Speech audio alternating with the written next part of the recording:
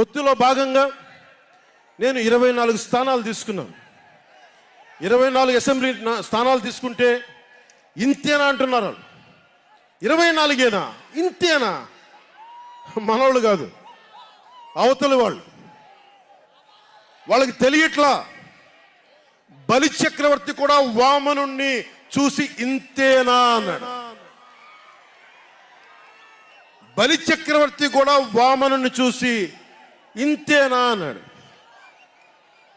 నెత్తి మీద కాలు పెట్టి బలి చక్రవర్తిని అధాపాతాళానికి తొక్కుతున్నప్పుడు తెలిసింది ఎంతో అని.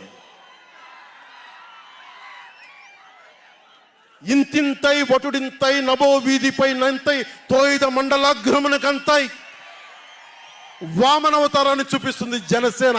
జగన్ గుర్తుపెట్టుకో, అధాపాతాళానికి తొక్కకపోతే నా పేరు పవన్ కళ్యాణే కాదు, మా పార్టీ జనసేనే కాదు, మర్చిపోకో.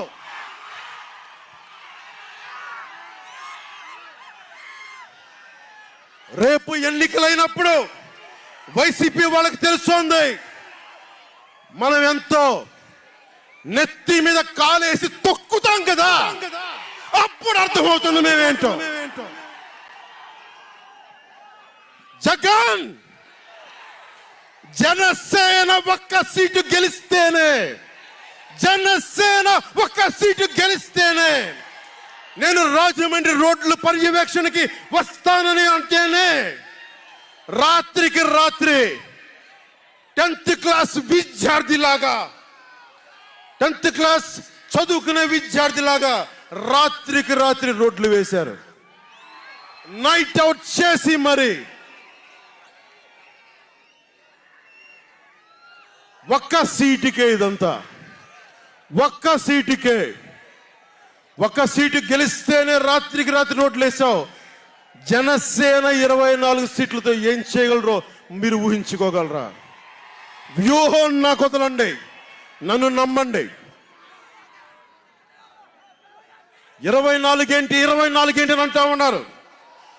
విశ్వామిత్రుడు, బ్రహ్మర్షి విశ్వామిత్రుడు బ్రహ్మపదానికి వెళ్ళడానికి కూడా 24తోనే. గాయత్రి మంత్రం 24 అక్షరాలు. అంకెలు లెక్క పెట్టదని చెప్పండి ఎవరిని, అంకెలు లెక్క పెట్టదని చెప్పండి ఎవరిని. పవన్ కళ్యాణ్ వంక కూడా చూడలేరని చెప్పండి. జనసేన మీద కన్నెత్తి కూడా చూడలేరని చెప్పండి.